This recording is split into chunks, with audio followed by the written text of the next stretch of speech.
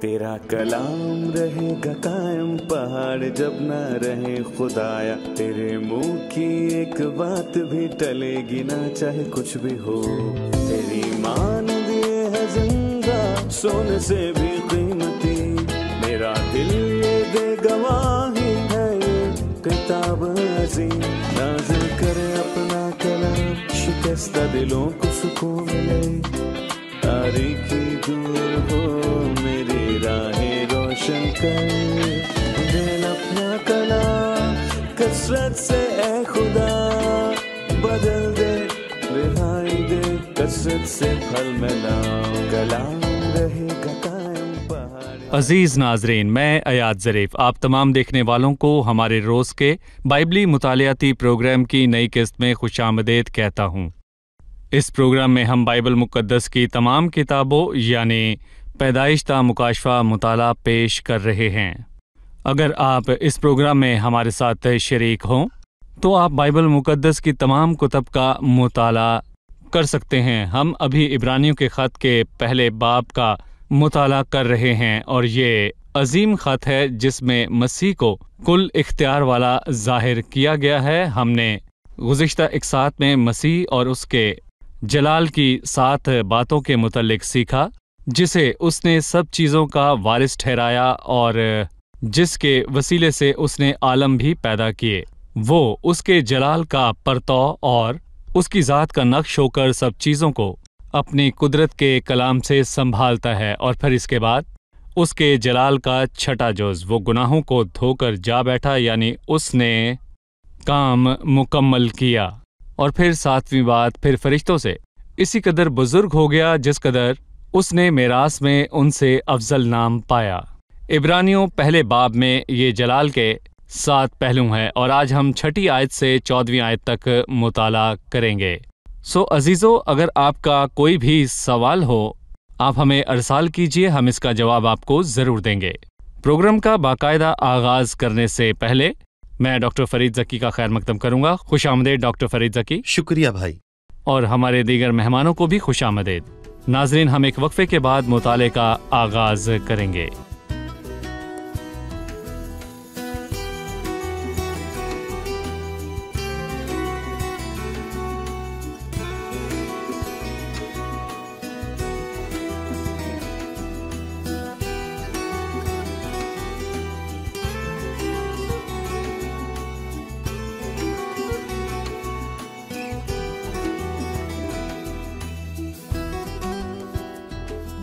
خوش آمدید ڈاکٹر فرید۔ آپ کا بہت شکریہ۔ خدا کا کلام عظیم ہے۔ ہاں، بالکل۔ ہم نے پہلے باب کی چند آیات کا مطالعہ کیا ہے، اس میں مسیح اور اس کے کام کا بیان ہوا ہے۔ اب میں آپ کے سامنے اس باب کی 5ویں آیت سے باب کے آخر تک پڑھنا چاہوں گا۔ کیونکہ فرشتوں میں سے اس نے کب کسی کو کہا کہ تو میرا بیٹا ہے، آج تو مجھ سے پیدا ہوا، اور پھر یہ کہ میں اس کا باپ ہوں گا اور وہ میرا بیٹا ہوگا۔ اور جب پیلوٹے کو دنیا میں پھر لاتا ہے تو کہتا ہے کہ خدا کے سب فرشتے اسے سجدہ کریں، اور فرشتوں کی بابت یہ کہتا ہے کہ وہ اپنے فرشتوں کو ہواؤں اور اپنے خادموں کو آگ کے شعلے سے بناتا ہے، مگر بیٹے کی بابت کہتا ہے کہ اے خدا، تیرا تخت ابدالآباد رہے گا اور تیری بادشاہی کا عصا راستی کا عصا ہے۔ تو نے راست بازی سے محبت اور بدکاری سے عداوت رکھی، اسی سبب سے خدا یعنی تیرے خدا نے خوشی کے تیل سے تیرے ساتھیوں کی یہ نسبت تجھے زیادہ مسا کیا، اور یہ کہ اے خداوند، تو نے ابتدا میں زمین کی نیو ڈالی اور آسمان تیرے ہاتھ کی کاریگری ہیں، وہ نیست ہو جائیں گے مگر تو باقی رہے گا، اور وہ سب پوشاک کی مانند پرانے ہو جائیں گے، تو انہیں چادر کی طرح لپیٹے گا، اور وہ پوشاک کی طرح بدل جائیں گے، مگر تو وہی ہے اور تیرے برس ختم نہ ہوں گے۔ لیکن اس نے فرشتوں میں سے کسی کے بارے میں کب کہا کہ تو میری دہنی طرف بیٹھ جب تک میں تیرے دشمنوں کو تیرے پاؤں تلے کی چوکی نہ کر دوں؟ کیا وہ سب خدمت گزار روحیں نہیں جو نجات کی میراث پانے والوں کی خاطر خدمت کو بھیجی جاتی ہیں؟ در حقیقت یہ قوی الفاظ ہیں۔ بھائی فرید، ہم نے فرشتوں کی بات کی اور مسیح فرشتوں سے افضل بنا۔ گزشتہ قسط کے اختتام پر آپ نے زبور کی کتاب کی آیات کا حوالہ دیا، ایک کا حوالہ تاریخی کتاب سے اور دوسرا زبور کی کتاب سے ہے۔ اس سب میں مسیح کے اختیار کی بات ہے۔ मुसन्निफ ने उन लोगों को लिखा जो पहले यहूदी थे। मैं चाहता हूं कि आप इन आयात को वाज़ेह तौर पर बयान कीजिए। 5वीं आयत में यहाँ लिखा है, क्योंकि फरिश्तों में से उसने कब किसी से कहा कि तू मेरा बेटा है, आज तू मुझसे पैदा हुआ। ये ज़बूर 2 की 7 आयत है और जी। यहाँ पर खुदा मुतकल्लम है। और मैं ज़बूर 2 से पढ़ूंगा और मैं उस फरमान को बयान करूंगा। फरमान यानी कि शाही हुक्म। और खुदावन ने मुझसे कहा, और मैं कहूंगा कि यहाँ पर मुतकल्लम मसीह है। जी हाँ, यीशु अल मसीह, तू मेरा बेटा है, आज तू मुझसे पैदा हुआ। और यहाँ पर 2 तरह की चीजें हैं। मसीह 2 तरह से खुदा का बेटा है। और पहली किस्म अबदी विरासत है और फिर बेटे का जौहर है। और मैं यहाँ पर यह भी कहूंगा कि ये दरअसल औरों से मुख्तलिफ है। इसको बयान करना नामुमकिन है क्योंकि ये इंसान की समझ से बालातर है। सही। इसलिए यूहन्ना की तहरीर में 5 मरतबा मसीह का जिक्र इकलौता बेटा हुआ। जी। यूनानी जुबान में मोनोजीनस से मुराद ये है कि ये अपनी किस्म जैसी बस एक है। जी। और बाइबल में इसके अलावा और कोई नहीं। इकलौता बेटा जो बाप की गोद में है। और मैं कहूंगा कि उसी ने जाहिर किया। ये बाप और बेटे का अब्दी रिश्ता है, ये ला तब्दील है। जी हाँ, और यहाँ पर लिखा जी। है, आज तुम मुझसे पैदा हुआ। और आज से मुराद के वक्त हाजिर में ये हुआ। सही। और मैं कहूंगा कि ये मुजस्सम होने का वक्त है। गलतियों में लिखा है जब वक्त पूरा हो गया। तो खुदा ने अपने बेटे को भेजा जो औरत से पैदा हुआ। और मसीह के लिए बदन किसने तैयार किया? ज़बूर 40 और इब्रानियों 10 में मसीह अपने बाप से मुखातिब है। जब वो दुनिया में आया तो उसने फरमाया, बल्कि मेरे लिए एक बदन तैयार किया। तू मुझसे पैदा हुआ, यानी बाप ने, मैं कहूंगा कि उसके लिए बदन तैयार किया। और मसीह मुकद्दसा मरियम से पैदा हुआ। दरअसल मरियम के लिए मर्द को जाने बगैर उस कदूस से हामला होना गैर मंतकी है। मैं कहूंगा कि ये एक मौजज़ा है और खुदा ने ये मौजज़ा किया। और खुदा ने मसीह को इंसानी फितरत दी और उसमें किसी भी किस्म का कोई गुनाह ना था। तो दूसरे ज़बूर की 5वीं आयत में खुदावंद यीशु की इंसानी और इलाही दोनों फितरत जाहिर हैं। तू मेरा बेटा है, ये इलाही पहलू है। आज तू मुझसे पैदा हुआ, ये इंसानी फितरत है। इस बात की वजाहत के लिए बहुत शुक्रिया। अक्सर लोग कहते हैं कि मसीह पैदाइश पर खुदा का बेटा बना क्योंकि इंसानी लिहाज से उसका कोई बाप ना था। यहाँ आपने बताया कि मसीह का बाप के साथ अज़ली रिश्ता है। जी हाँ, बाप के साथ। जी। लेकिन वक्त पूरा होने पर वो इब्ने आदम बना। आज तू मुझसे पैदा हुआ। जी। डॉक्टर फरीद, 5वीं आयत में लिखा है, मैं उसका बाप हूँगा और वो मेरा बेटा होगा। ये मैं जानना चाहूँगा कि किस आयत का हवाला है। ये दूसरे सैमुएल के 7वें बाब में खुदावन और दाऊद नबी के दरमियान कलमात हैं जो यहाँ लिखे हैं। और मैं कहूँगा इसका हवाला 89 ज़बूर में मिलता है। इस ज़बूर में खुदा ने दाऊद को बताया कि उसके बाद सुलेमान तख्त हासिल करेगा और उसका रिश्ता ये होगा। लेकिन अगर आप सुलेमान की जिंदगी पढ़ें तो उस पर यह कलाम पूरा नहीं उतरता। और मैं कहूँगा कि इसकी वजह यह है कि सुलेमान ने बहुत बार गलत रवैया अपनाया।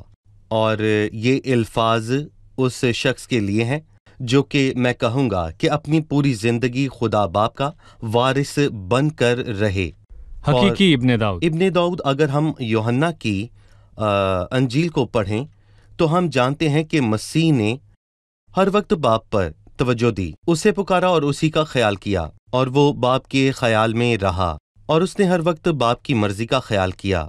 हम यूहन्ना की अंजील को बाप की अंजील कह सकते हैं क्योंकि यीशु मसीह ने बहुत ज्यादा बाप का बयान किया। यानी बाप और मसीह इस पादरियत या वल्दियत को महसूस कर सकें। और फिर इसके बाद 5वीं आयत में वक्त का तकाजा है। ठीक है, 5वीं आयत में वक्त का तकाजा है। वक्त पूरा होने पर मसीह इस दुनिया में आया। आज तू मुझसे पैदा हुआ और कंवारी मरियम से पैदा हुआ। 6ठी आयत है, और जब पैलौठे को दुनिया में फिर लाता है तो कहता है कि खुदा के सब फरिश्ते उसे सजदा करें। यहाँ पर जब का लफ्ज़ वक्त को बयान करता है, ये किस वक्त होगा? मुस्तकबिल में। जब वक्त पूरा हुआ तो मसीह इस दुनिया में आया और खुदा एक मर्तबा फिर उसे इस दुनिया में भेजेगा और जलाल में दूसरी आमद होगी ताकि दुनिया पर हुकूमत करे। बाइबल फरमाती है कि जब पेलोठे को दुनिया में फिर लाता है, यहाँ लोग पेलोठे को गलत समझते हैं। मैं यहाँ पर इसकी वजाहत करना चाहता हूँ। जी। पेलोठे के मानी ये नहीं कि वो सबसे पहले आया, बल्कि वजह ये है कि उसकी अजमत और उसका मुकाम सबसे बड़ा है। मुकाम। जी बिल्कुल। पर जब खुदावंद यीशु अल मसीह इस दुनिया की अदालत करने को आएगा तो वो बादशाह होगा, बादशाहों का बादशाह और खुदावंदों का खुदा। वो जमीन के बादशाहों में से पेलोठा अजीम तरीन और जमीन के हुक्मरानों का बादशाह है, और मैं कहूंगा कि ये मसीह की दूसरी आमद पर उसके लकबात हैं। वो दुनिया पर यूं जाहिर होगा। आपने बताया कि पेलोठे के लफ्ज को लोग गलत समझते हैं, इस हवाले से उनकी क्या गलत फहमी है? दरहकीकत यहोवा विटनेस वाले इन अल्फाजों को इस्तेमाल करके दावा करते हैं और वो मसीह को पेलोठा नहीं मानते, वो खुदा नहीं और वो दूसरे दर्जे का खुदा है, उनका ऐसा मानना है। वो कहते हैं यहोवा असल खुदा है जिसने यीशु अल मसीह को बनाया, और वो मसीह को पेलोठा कहते हैं और उसे खुदा के फरिश्तों में से एक समझते हैं, जो कि पुराने अहदनामे में जाहिर हुआ जैसे कि मिकाइल। और मैं कहूंगा कि यकीनन ये पेलोठे के लफ्ज पर गलत फहमी का शिकार हैं। खुदावंद ने दाऊद को फरमाया, और मैं उसको अपना पेलोठा बनाऊंगा और दुनिया का शहंशाह। यहाँ पर पेलोठे का लफ्ज वक्त के एतबार से नहीं हुआ है, क्योंकि दाऊद इंसानी तौर पर पहला बादशाह नहीं था, और सुलेमान के लिए भी ऐसा है। शुक्रिया भाई। अभी हम एक रिपोर्ट देखेंगे, फिर मुताले में मजीद आगे बढ़ेंगे। इब्रानी लोग फरिश्तों को बहुत मुअज़्ज़ज़ समझते थे। स्तिफनोस ने और पौलुस ने भी गलतियों के खत में ये सिखाया कि उन्होंने शरीयत को पहचानने में बहुत बड़ा किरदार अदा किया। एक और जगह लिखा है, खुदा के रथ हजार बल्कि हजार बाहजार हैं। खुदा के रथ मादी लिहाज से नहीं हैं, ये जिंदा मखलूक हैं जो खुदा की इबादत और उसकी ताबेदारी करते हैं। खुदा इस रथ पर सवार होता है। इसीलिए पुराने यहूदी इबादत खानों की दुआओं में कुछ फरिश्तों को ओफाइम यानी रथ या पहिए भी कहा जाता था। स्तिफनुस ने यहूदी से कहा, तुमने फरिश्तों की मार्फत से शरीयत तो पाई। बाइबल मुकद्दस में फरिश्तों का जिक्र बहुत बार हुआ है। 7वीं आयत में भी इनका जिक्र है। वो अपने फरिश्तों को हवाओं और अपने खादमों को आग के शोले बनाता है। हमें फरिश्तों की खुसूसियत बताएं और इस आयत के मानी भी समझाएं। जी डॉक्टर फरीद। आए देखें कि बाइबल मुकद्दस इसके मुतल्लिक क्या बयान करती है और इसमें फरिश्तों के लिए क्या लिखा है। सही। यकीनन हमारे पास बहुत से हवाला जात नहीं है कि हम फरिश्तों के बारे में पढ़ सकें, और बाइबल मुकद्दस में उनके मुतल्लिक लिखा है कि उनके पास गैर मामूली सलाहियतें हैं और यहूदियों के दरमियान उन्हें बड़ा रुतबा हासिल है, क्योंकि शरीयत फरिश्तों की मार्फत मिली। अमाल के 7वें बाब और गलतियों के 3 बाब में इसका बयान है। दूसरा, ज़बूर 68 में लिखा है कि फरिश्ते खुदा का रथ हैं, और लिखा है कि खुदा के रथ 20,000 बल्कि हज़ारहा हैं। और खुदा ने इस शायराना किताब में तशबीह से उसे बयान किया। उसको हरकत करने के लिए मादी चीज़ों की ज़रूरत नहीं, क्योंकि वो रूह है। उसके फरिश्ते उसका रथ हैं। तीसरा, यहूदियों की तारीख में फरिश्तों के किए बड़े बड़े कामों का बयान है। याकूब ने फरिश्तों का लश्कर देखा और उस लश्कर को महनाइम कहा, और अलीशा फरिश्तों के आतशी रथों और आतशी घोड़ों पर सवार होकर आसमान को गया, और रथों ने उस शहर का मुहासरा किया ताकि उसकी हिफाजत करें। यहूदियों के ज़हन में उनकी बहुत अहमियत थी, और बाइबल मुकद्दस में इसका बयान है। कलाम में फरिश्तों के मुतालिक क्या नहीं लिखा? क्या बात नहीं लिखी? और अव्वल जिन भेदों और फरिश्तों के बारे में खुदा ने जाहिर नहीं किया, उनकी गहराई में जाना मुनासिब नहीं। इसकी वजह से गलत तासुर भी फैला और इनास्तिया जैसी बिद्दत का भी आगाज हुआ, और वो लोग फरिश्तों को एक बहुत अहम रुतबा देते हैं। खुदा, फिर मसीह, और फिर फरिश्ते, और फिर इंसान। और पौलुस ने इफसियों के 2 बाब में इसको फरिश्तों की इबादत कहा। यूं फरिश्ते मसीह और इंसान के दरमियान हुए, यानी फरिश्तों के जरिए मसीह तक रसाई फरिश्ते के हासिल जरिए। करे। जी। और इससे रोमी कैथोलिक कलीसिया में एक गलत तालीम राइज हुई, जो कि फरिश्तों को दरमियानी या फिर सालसी समझते हैं। यानी लोगों ने मसीह और इंसान तक पहुंचने के लिए फरिश्तों से इजाजत ली, जबकि बाइबल मुकद्दस में ऐसी कोई चीज बयान नहीं, बल्कि इसके बरक्स मुकाशफा में जब यूहन्ना को फरिश्तों के जरिए मुकाशफा मिला, तो बाइबल मुकद्दस में लिखा है कि वो फरिश्तों के पांव पर उसको सजदा करने को गिरा, लेकिन उस फरिश्ते ने कहा, खबरदार ऐसा ना कर, मैं भी तेरा और तेरे भाई नबियों और इस किताब की बातों पर अमल करने वालों का हम खादिम हूं। और इसके बाद मैं कहूंगा कि यहाँ पर तीसरी बिद्दत भी मौजूद है। यीशु के दौर में सदूकी फरिश्तों को नहीं मानते थे, और आज वही फिरका इस बात का वाज़े तौर पर दावा करता है कि जिस चीज को वो देख या छू नहीं सकते, उस पर ईमान नहीं ला सकते। वो अच्छे बुरे फरिश्तों को नहीं मानते। सही। लेकिन बाइबल में फरिश्तों के वजूद का बयान है। डॉक्टर फरीद, 2 गलत बातें हैं। पहला, उनके वजूद को ना मानना, और दूसरा, उनको सजदा जी करना। हाँ, ये बहुत खतरनाक है। लेकिन बाइबल मुकद्दस में से फरिश्तों की सही तालीम को सीखें। इससे जैसे सीखें। बाइबल में लिखा है, वो अपने फरिश्तों को हवाओं और अपने खैमों को आग के शोले बनाता है। भाई, मैं चाहता हूं कि नाजरीन इब्रानियों पहले बाब की 8वीं आयत को याद करें ताकि इसको ना भूलें। इब्रानियों पहला बाब 8वीं आयत।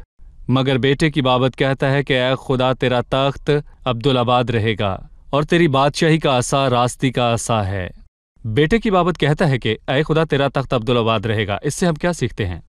इसको पढ़कर मालूम होता है कि बेटा ही खुदा है, वो है। ये वाज़े है। अगर हम उसको ना देखें तो यकीनन नबीना है। मगर बेटे की सही बाबत कहता है, ऐ खुदा, तेरा तख्त। ज़बूर 45 में हम इस आयत को देखते हैं, जिसमें बाप ने बेटे को मुखातिब किया, ऐ खुदा। जब बाप ने खुद बेटे को खुदा कहा, तो कौन उसका इनकार कर सकता है? सिर्फ शरीर जो कहते हैं कि मसीह खुदा नहीं। उसकी आंखें बंद करके ख्याल करते हैं कि सूरज मौजूद नहीं। जो लोग देखना ना चाहें, उनके लिए आप कुछ नहीं कर सकते। और तीसरी बात, इस ज़बूर में मसीह की इंसानियत और इलाही दोनों फितरतों का बयान है। और ये ज़बूर मसीह के मुतल्लिक है, और वो बादशाही करने आएगा, और इसमें उसकी खुसूसियात का बयान है। रास्ती का आसा, वो बादशाह है। लेकिन मैं यहाँ ये कहूँगा कि वो महज इंसानी बादशाह नहीं, वो खुदा भी है। और जब वो बादशाह के तौर पर बादशाही करेगा तो वो बादशाह होगा। अभी वो अपनी अलहुयत में मैं कहूँगा कि खुदा होगा। और फिर बाइबल में लिखा है, ऐ खुदा, तेरा तख्त अब्दुल आबाद रहेगा। ऐसे अल्फाज हम खुदा के अलावा और किसी के लिए इस्तेमाल नहीं कर सकते। तेरी बादशाही का आसा रास्ती का आसा है। इस आयत में कुछ नकात मौजूद हैं, और मैं यहाँ पर मसीह की 2 तरह की फितरत को बयान करूँगा, और इस पर बहुत से सवाल उठते हैं। इस ज़बूर में वाज़ेह है कि मसीह खुदा भी है। ऐ खुदा, तेरा तख्त, वो इंसान है। खुदा, तेरे खुदा ने तुझे खुशी के तेल से मसा किया है। और ये बहुत वाज़ेह है, और इन 2 आयात में बहुत सी तालीमात वाज़ेह होती हैं। शुक्रिया डॉक्टर फरीद। अब हम मेहमानों से उनका सवाल जानेंगे। 8वीं आयत में है, और तेरी बादशाही का असा रास्ती का असा है। इसमें खुदा की सल्तनत की बात हुई। ये हाल में मौजूद है या मुस्तकबिल में इसका क़याम होगा? इसके मुतल्लिक बताएं। जी डॉक्टर फरीद, यहाँ किस तरह की सल्तनत का बयान हुआ? भाई अयाद, इंसान के दौर में कभी ऐसा हुआ क्या? जमहूरियत, आमरियत, किसी भी हुकूमत में ऐसी रास्ती देखी जहां अदल और इंसाफ मिला हो? नहीं। اور آج انسانیت میں کہوں گا کہ کس بات کا شکار ہے۔ مختصر کہوں تو یہ ناانصافی کا شکار ہے، پر میں کہوں گا کہ راستی کا عصا حقیقت میں آئے گا اور صادق بادشاہ لوگوں کے حق کے مطابق انصاف کرے گا۔ مسیح کی بادشاہی میں صداقت اور راستی ہوگی، اور تو نے صداقت سے محبت رکھی اور بدکاری سے نفرت۔ صداقت کے الفاظ کے معنی ہے راستی اور صحیح۔ عدل، اور مسیح کو صداقت سے محبت اور بدکاری سے نفرت ہے، وہ عدل قائم کرے گا، اور مسیح کی بادشاہی میں انسان اس سے بہت خوش ہوگا۔ جو بہترین دن ہوں گے جن کا تجربہ پہلے نہیں ہوا۔ آپ نے مسیح کی 1000 سالہ بادشاہی میں بادشاہی کلیسیا کے جو آسمان پر جانے اور بادشاہی، بڑی مصیبت کے ختم جی، ہونے کے بعد قائم ہوگی۔ جی، مکاشفہ کی کتاب میں یہ 6 مرتبہ لکھا ہے۔ یہ وہ دور ہے جو لکھا تیری بادشاہی کا عصا راستی جی، کا عصا ہے۔ بالکل صحیح۔ پھر 9ویں آیت ہے، تو نے راست بازی سے محبت اور بدکاری سے عداوت رکھی، اسی سبب سے خدا یعنی تیرے خدا نے خوشی کے تیل سے تیرے ساتھیوں کی بنسبت تجھے زیادہ مسح کیا۔ یہ ساتھی کون ہیں؟ یہودیوں کا بقیہ جو کہ خداوند کی 1000 سالہ بادشاہت میں داخل ہوگا، جو خدا کی بادشاہی میں جائیں گے۔ جی، یہ اس کی لفظی تشریح ہے۔ ہم ایماندار بڑی میراث میں اس کے ساتھ شامل ہوں گے۔ زمین پر اس کی بادشاہی میں اس کے ساتھی یہودیوں کا بقیہ ہے، جو کلیسیا کے آسمان پر جانے کے بعد توبہ کرے گا، جبکہ کلیسیا کا فرق مقام ہوگا۔ اور رومیو 8 میں لکھا ہے، وارث بھی ہیں، یعنی خدا کے وارث اور مسیح کے ہم میراث، مسیح کے ساتھ ہم ہیں، اور مسیح کے ساتھ ہم اس جہان کی چیزوں کے وارث ہوں گے۔ جی، یعنی کہ میں کہوں گا کہ مسیح اس جہان کو ہمیں سونپ دے گا۔ ٹھیک ہے۔ 10ویں آیت ہے، اور یہ کہ اے خداوند تو نے ابتدا میں زمین کی نیو ڈالی اور آسمان تیرے ہاتھ کی کاریگری ہیں، سو سب چیزیں نیست ہو جائیں گی، وہ باقی رہے گا۔ ان آیات سے ہم کیا سیکھتے ہیں، یہ آپ ہمیں بتائیں۔ ہم نے سیکھا کہ کائنات کی تخلیق سے پہلے وہ موجود تھا جو زائل ہو جائے، یعنی کہیں نہ کہیں اس کے وجود کا شروع ہوا، لیکن مسیح ٹھیک ہے۔ ہمیشہ کے لیے رہے گا اور اس کی شروعات کی کوئی حد نہیں۔ وہی خالق ہے، اور میں کہوں گا کہ وہ اس فانی دنیا کا خالق ہے۔ اور یہاں پر لکھا ہے کہ اے خداوند تو نے ابتدا میں زمین کی بنیاد ڈالی، وہ نیست ہو جائیں گے مگر تو باقی رہے گا، اور وہ سب پوشاک کی مانند ہو جائیں گے۔ اور بائبل مقدس میں سے اگر ہم اس حوالے کو دیکھیں تو زبور 102 میں لکھا ہے، در حقیقت یہ بہت شاندار زبور ہے۔ شروعات میں مسیح انسان کے طور پر دکھ اور تکلیف میں خدا کو پکارتا ہے، مصیبت زدہ جب کی وہ دعا۔ افسردہ دل ہو کر خدا کے حضور اپنا رونا روتا ہے۔ لیکن زبور کے اختتام پر عبرانیوں کے مصنف نے یوں شروعات کی کہ خدا اس کو جواب دیتا ہے۔ یہاں پر لکھا ہے، میں نے تیری دعا کو سنا، میں یاد دلاتا ہوں کہ بے شک تو مصلوب ہو گیا، پر تیرا دل قوی ہوا، اور انسان ہوتے ہوئے تو رد ہوگا، پر تو خدا کا بیٹا، پوری کائنات کا خالق ہے۔ ٹھیک ہے۔ 13ویں آیت، لیکن اس نے فرشتوں میں سے کسی کے بارے میں کب کہا کہ تو میری دہنی طرف بیٹھ، جب تک میں تیرے دشمنوں کو تیرے پاؤں تلے کی چوکی نہ کر دوں؟ کیا وہ سب خدمت گزار روحیں نہیں جو نجات کی میراث پانے والوں کی خاطر خدمت کو بھیجی جاتی ہیں؟ ایک اور جگہ مسیح کے بیٹھنے کی بات ہوئی، وہ گناہوں کو دھو کر دہنی طرف جا بیٹھا، یعنی اس نے کام مکمل کیا۔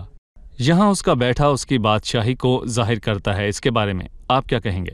یہ زبور 110 میں سے لیا گیا ہے، اور نئے عہد نامے میں کئی مرتبہ اس کا حوالہ دیا گیا، اور باپ نے خداوند یسوع المسیح کو جی اٹھنے اور آسمان پر چڑھ جانے کے بعد اپنی داہنی طرف بیٹھنے کو کہا۔ جی، دوسری بات، بیٹھنے سے مراد کہ مسیح نے اپنا کام مکمل کیا۔ تیسری بات، جب تک میں تیرے دشمنوں کو، یہ مسیح کے صبر اور تحمل کے دور کا بیان ہے، موجودہ دور۔ اس کے بعد اس کے دشمن اس کے پاؤں تلے کی چوکی کر دیے جائیں گے، وہ عدالت کرے گا۔ اور میں کہوں گا کہ یہ واضح تشبیہ ہے کہ وہ زمین کی عدالت کرے گا۔ تو میری داہنی طرف بیٹھ جب تک کہ میں تیرے دشمنوں کو تیرے پاؤں کی چوکی نہ کر دوں۔ اور مصنف نے پوچھا کہ خدا نے کب کسی فرشتے کو ایسا کہا ہم فرشتوں پر مسیح کی فضیلت کے متعلق بات کر رہے ہیں۔ جی، مسیح فرشتوں سے افضل ہے۔ صحیح لکھا ہے، کیا وہ خدمت گزار روحیں نہیں جو نجات کی میراث پانے والوں کی نجات کی خدمت کی خاطر بھیجی جاتی ہیں؟ ہم فرشتوں کے بارے میں کیا سیکھتے ہیں؟ وہ خدمت گزار روحیں کس کی؟ وہ پرانے عہد نامے میں خدا کے لوگوں کی خدمت کے لیے تھیں۔ یہ ایمانداروں کے بقیہ کی خدمت کریں گے جو 1000 سالہ بادشاہی میں داخل ہوں گے، جن کو میں کہوں گا کہ جن کو یہاں پر وہ میراث مستقبل پالنے والا میراث کہا پائیں گیا۔ گے۔ جی ہاں، ہمارے متعلق کیا کہا گیا؟ کیا کوئی کہہ سکتا ہے کہ ہم بھی وارث ہیں؟ پالنے صحیح۔ والے کے الفاظ مستقبل کے لوگوں کے لیے ہیں، پر آج کے لیے خدا کا شکر ہو، ہم سب اس کے شکر گزار ہیں کہ ہم اس کے وارث بنے۔ اور بہت سے خطوط میں لکھا ہے کہ خدا صحیح۔ کے وارث اور مسیح کے ہم میراث۔ جی۔ پولوس نے غلطیوں کے 4 باب میں کہا کہ ایماندار جب بیٹا ہوا تو خدا کے وسیلے سے وارث بھی ہوا، اور اس سے بڑی صحیح۔ کوئی چیز نہیں۔ شکریہ ڈاکٹر فرید۔ اب وقت ہے کہ ہم جانے مہمانوں نے آج کیا سیکھا۔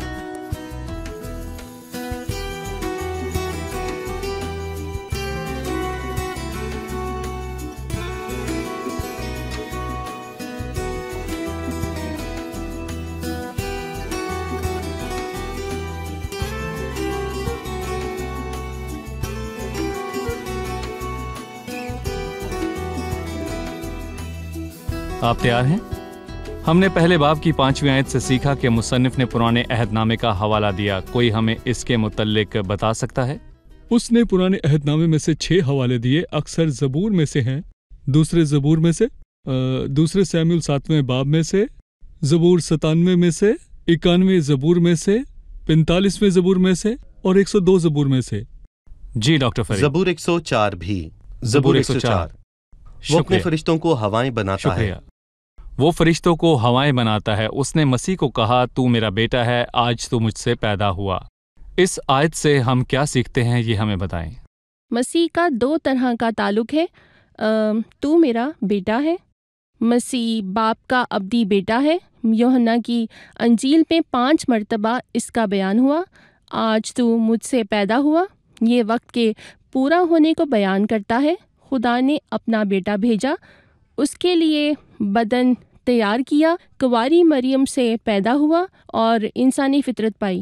ٹھیک ہے جی ڈاکٹر فرید، جی۔ اس بارے میں کیا رائے ہے آپ کی؟ یوحنا کی انجیل میں اس جی، کا بات کی۔ واضح بیان ہے، اس نے اکثر اس پر بات کی، اور یوحنا کے پہلے خط میں۔ ٹھیک ہے، آپ سب کا شکریہ ڈاکٹر فرید، آپ کا بھی شکریہ۔ خدا خدا آپ آپ کو برکت دے۔ عزیز ناظرین، ہمارے سامنے ایک اہم حقیقت ہے اور یہ مسیح کی ہستی ہے۔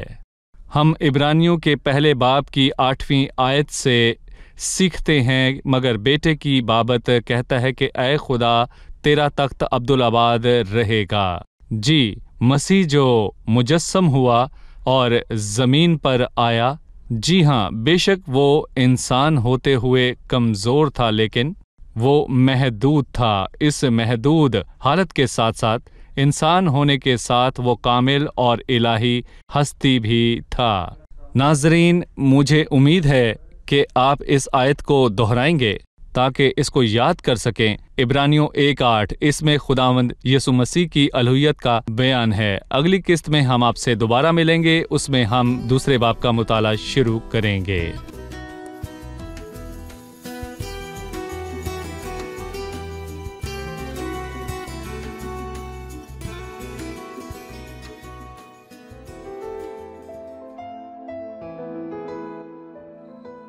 تیرا کلام رہے گا قائم، پہاڑ جب نہ رہے خدایا، تیرے منہ کی ایک بات بھی ٹلے گی نہ، چاہے کچھ بھی ہو۔ تیری مان دیے ہے زندہ، سونے سے بھی قیمتی، میرا دل یہ دے گواہی ہے، یہ کتاب عظیم نازل کرے اپنا کلام، شکستہ دلوں کو سکون ملے، تاریکی دور ہو میری راہیں روشن کر، دل اپنا کلام کثرت سے اے خدا بدل دے، رہائی دے کثرت سے پھل ملاؤ۔ کلام رہے گا قائم، پہاڑ جب نہ رہے خدایا، تیرے منہ کی ایک एक बात भी टलेगी ना चाहे कुछ भी हो।